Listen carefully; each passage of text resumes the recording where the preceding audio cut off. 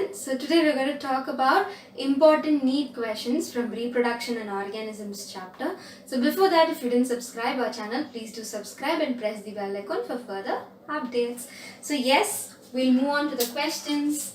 Now the first question, which physiological process is important for the formation of offsprings? Alright, so option A, copulation, digestion, nutrition and assimilation. So what are they trying to ask in this question? The important reason behind the formation of offspring, that is a baby, fetus. Alright, so now the options are copulation. So what do we mean by copulation?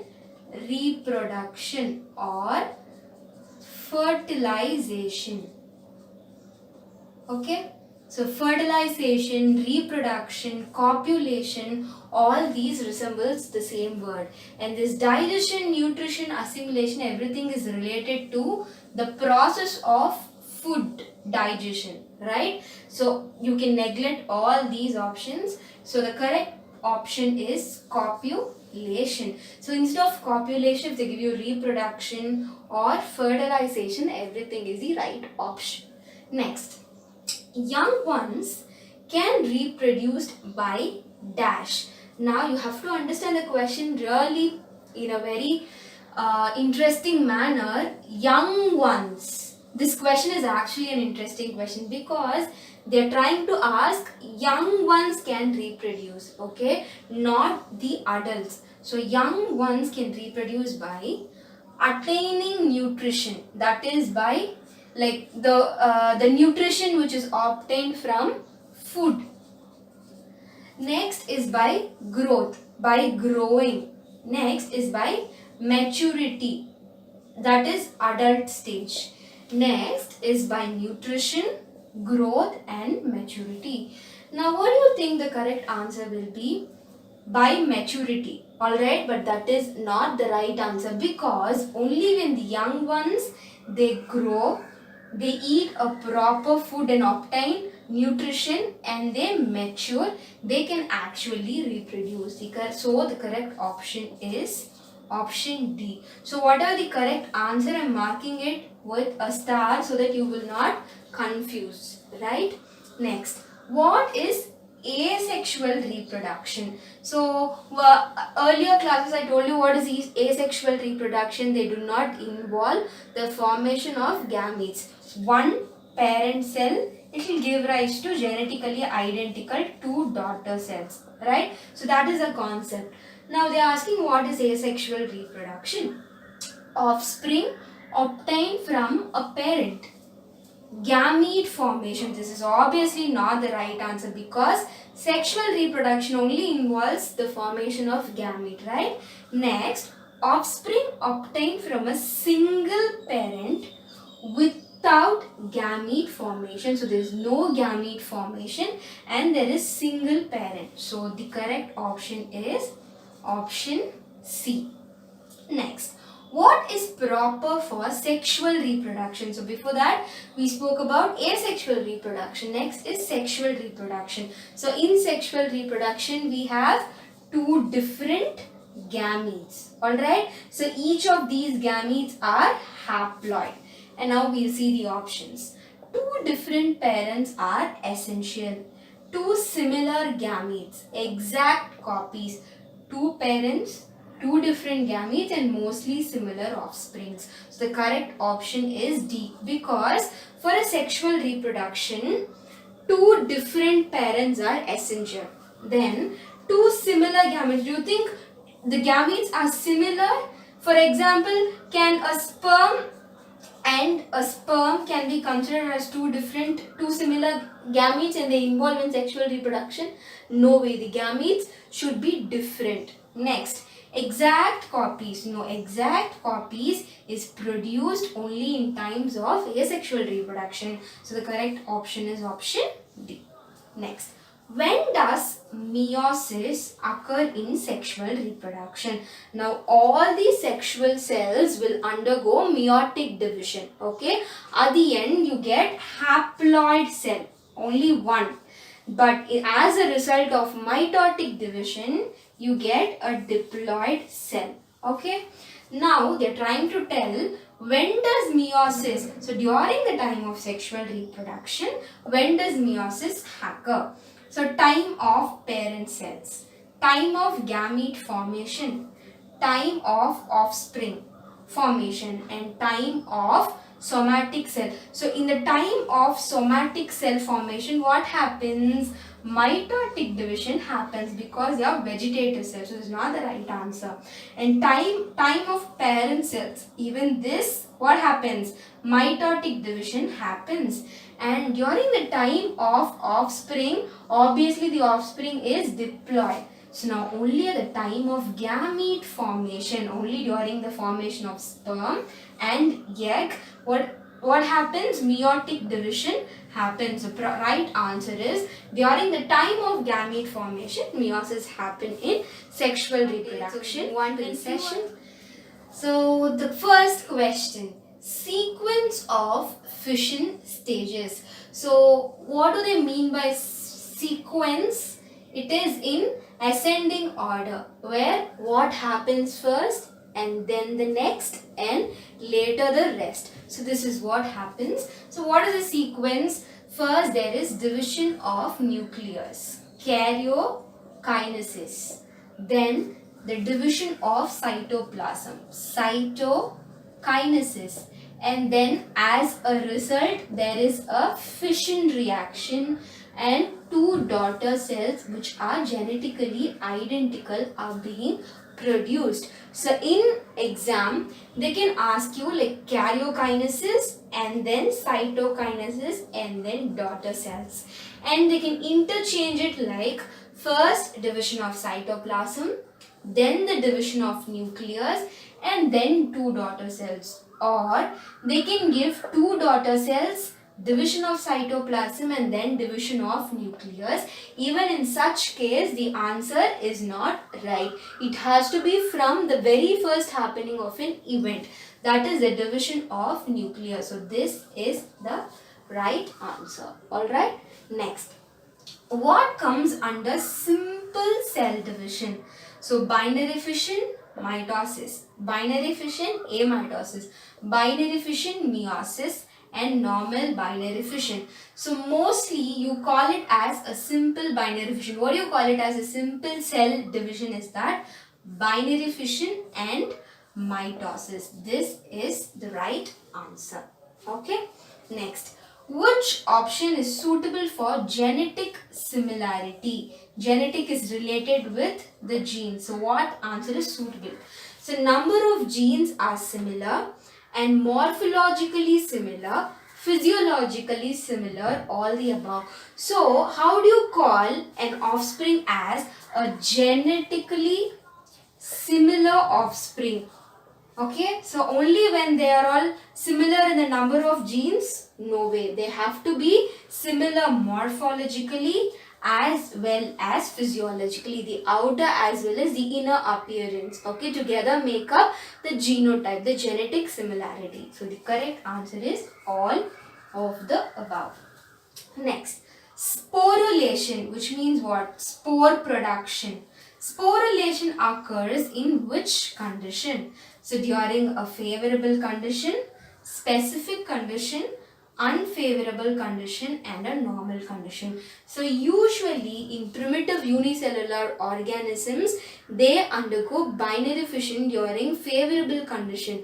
But when the condition turns to be unfavorable, they undergo a process called as encystation, right? And you also call it as sporulation. The correct answer is unfavorable condition. So instead of sporulation, if the question says encystation occurs in which condition, you got to take unfavorable condition. Alright?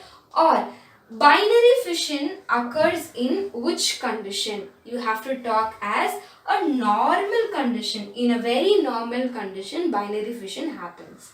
Next, organisms that shows regeneration. So what do they mean by regeneration? When a part of So a part of its body is being broken or cut off, it has the ability to regrow it again. So that is called regeneration. So the options: lizard, starfish, bird, anacondas, and again bird. Calotes is our garden lizard. Locust, housefly, hydra, planaria, and starfish. So in option A, starfish undergoes regeneration, lizard undergoes regeneration, but bird, no way. And in option B, anacondas, bird, and calotes, no way. Then locust, housefly, no. Now hydra, planaria, and starfish, so this is the right answer. So all these three undergo regeneration. So in next session, first question: which plant part participate in vegetative propagation? So vegetative propagation is a mean of asexual reproduction. So when this asexual reproduction happens in animals, you call it as such, asexual reproduction. But when it happens in plants, you denote it by the term vegetative propagation. Yes, now root, stem, leaf, and flower. So we saw runner, bulbils, offset, and all these we saw, right? And everything involves almost all the part of a plant, that is root, stem, leaf, and flower. So the correct answer is all of the above. Next is bulbil. So you can imagine onions. Bulbils are dash.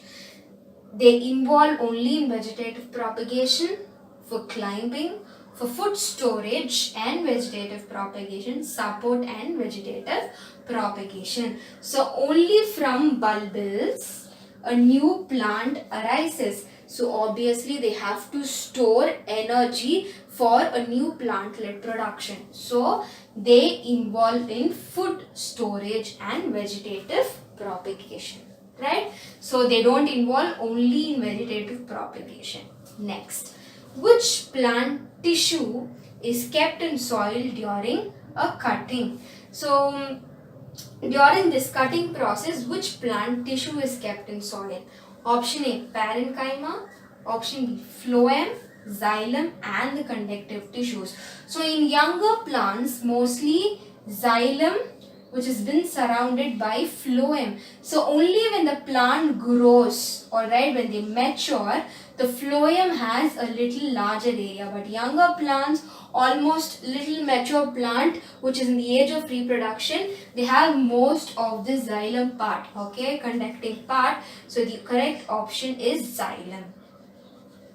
Next, graphing method is beneficial for. So first we have to know what is graphing. So mostly this graphing method is applied in terms of producing hybrid plants, hybrid fruits, right? So where there is a stalk and a scion. The scion acts as host and the stalk acts as a recipient. So there are two different plants. So both of these plants are being cut. So one plant is a stalk plant and the other plant is the scion, which is the host. So they transfer this part and they cut down this part and they wrap it.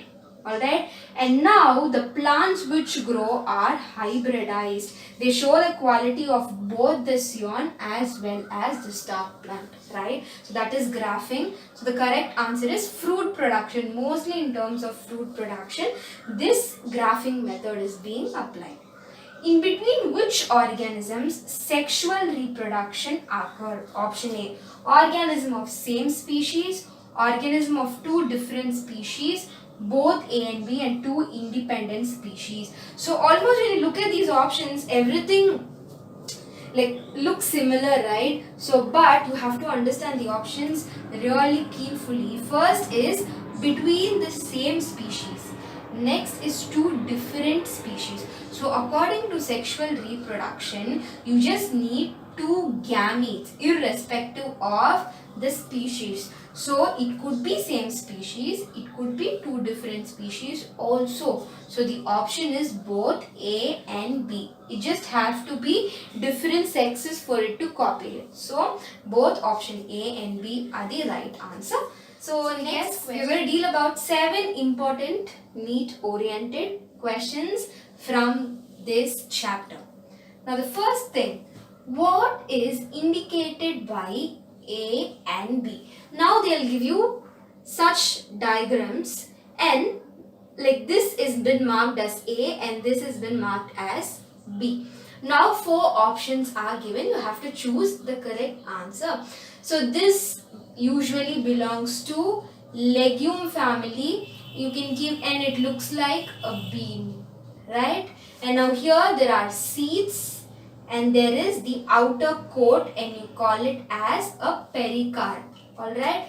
So what is the first one? A is the seed, and B is denoted by, and this pericarp is denoted by B. And now the very important point to be noted is that you can never interchange B with A or A with B. That is, first you have to know the order of the questions. So first they have asked A and then only B. So first what is A? It is the seed, and B is the pericarp. So this is the right answer. And if you mark pericarp and seed, this will be considered as a wrong answer, because you have to know the order of question. First is A and then is B. Next, what is A? And here they have given the diagram of a yeast cell, and this is the parent yeast, and it is almost resembling like budding of yeast. Alright. Next, first option is bud, spore, fission and none. So obviously none cannot come.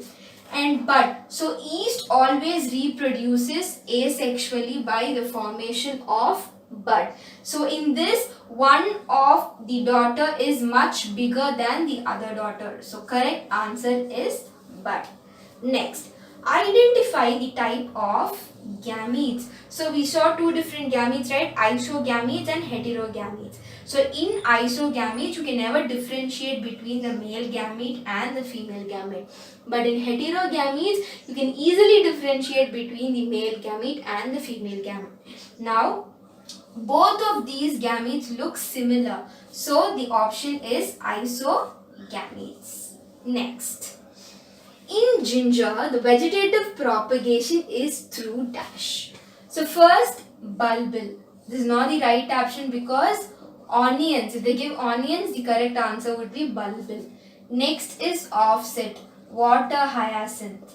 Then runners, grass family. So now, in ginger, the vegetative propagation is through rhizome. Now this correct option is not given in the 4 of the options, so you have to choose none of the above. Next, series, you have to know this point. Series of changes from larva to adult is called maturation, metamorphosis, aging and regeneration. So now what they are trying to denote is there are series of changes one after the other, and now this process is called as metamorphosis, which symbolizes that there is a series of changes right from the larva. So you can take an example of frog. There is a tadpole. Now the tadpole has its own tail for swimming. Now after a few days, what does it happen? The tail greatly reduces and there is a formation of limbs, and then the frog. And then the frog matures and they go into reproduction, and then again they lay. So now this series of changes from this larval stage to the adult stage, you call it as metamorphosis, right? Now which of the following creates new genetic combo, new genetic combination? So vegetative reproduction, genetically similar. Now in question, if they ask which of the following creates the exact gene of the parent cell, you got to choose vegetative reproduction or asexual reproduction, right?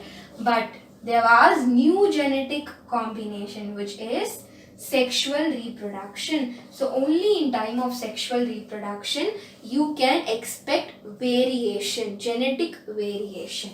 Okay, now match the following. You can give it as A, B, C and D. Now, first we will solve the easy one. Formation of gametes, we know it's gametogenesis. Next, Now hyphae of higher algae, you call it as dikaryotic. So the hyphae, the root-like structures, which helps them to attach to the substratum is called as hyphae. So now this hyphae of the higher algae is called dikaryotic, right? And now when pistils are fused, you call it as syncarpous. And now when pistils are free, you call it apocarpous. Okay. Now unisexual female flower is called pistillate because they have only pistil. Unisexual male flower is called a staminate because it has stamens. Alright, so hope you would have understood the concept. We have 6 important questions which has been previously asked. So we'll be discussed one by one. The common characteristics between a potato and a tomato. So potato belongs to Solanaceae family and tomato belongs to the family of juicy fruits.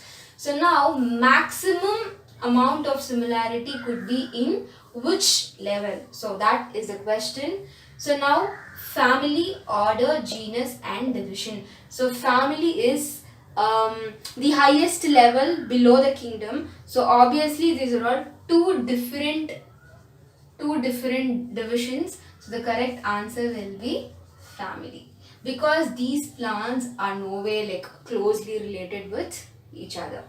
Next, ICBN, you have to like expand ICBN. Now I've given the right answer, International Code of Botanical Nomenclature. So now in order to confuse you all, they can ask Indian Code of Botanical Nomenclature or International Code of Biological Name or International Code of Biological Nomenclature. So remember, it is international and botanical, not biological.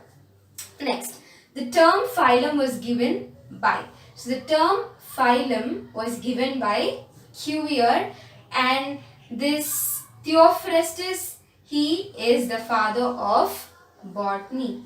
And Haeckel, he was the one to tell ontogeny recapitulates phylogeny in evolution subjects. Next, Linnaeus. We know Linnaeus, we'll be dealing about him in the other questions. So now the correct answer is Cuvier. The term phylum was given by Cuvier. Next, Linnaeus is credited with. What is credited? He's been appreciated for. So botanical nomenclature, biogenesis, microscope and none. So now biogenesis is the origin of life, which was given by Robert Hooke, and microscope by Anton van Leeuwenhoek. So the other option is botanical nomenclature, which has been always related with Linnaeus. So he is credited with botanical nomenclature. Next, Linnaeus evolved a system of nomenclature called as binomial nomenclature. Always study L and B. Linnaeus is binomial nomenclature, not the other forms of nomenclature, right? And Linnaeus is called as the father of binomial nomenclature or taxonomy. Next, the book Genera Plantarum was written by Engler, Prandtl, Bentham, Hooker, Bessey and Linnaeus. So now this Genera Plantarum, it was written by Linnaeus. So it's the right answer. England and Prandtl, they classified and they wrote a book called Plant Taxonomy. And Bentham and Hooker, they wrote a book called as the classification of seeded plants. So they classified plants based on their seed. And now Linnaeus. So Linnaeus, he wrote the book called Genera Plantarum, where he classified plants, flowering plants based on their sexual system. Alright? Yes. So next class, we'll see the further questions. Thank you.